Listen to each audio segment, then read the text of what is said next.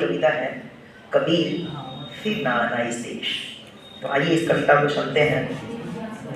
रंजिशें बढ़ने लगी हैं अब इस देश में, रंजिशें बढ़ने लगी हैं अब इस देश में, बात बात में धार्मिक उन्माद का आतंक दिखने लगा है अब इस देश में।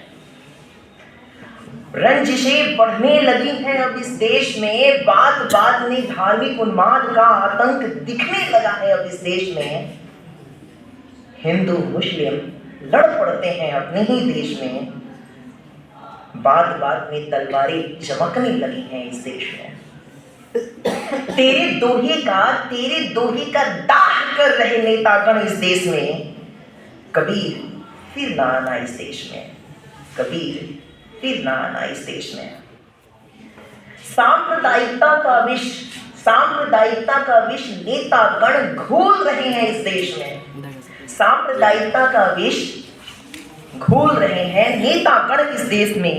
सच्ची भारतीयता नहीं दिखता अब इस देश में, तेरे दोहे का उचित सम्मान नहीं दे सका इस देश में, तेरी शिक्षा का सार कोई नहीं समझता अब इस देश में।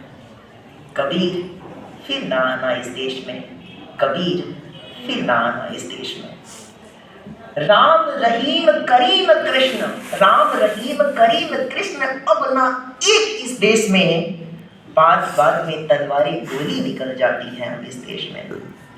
कैसे कहूँ एक बार फिर से, कबीर फिर आना इस देश में, कबीर फिर आना इस देश में।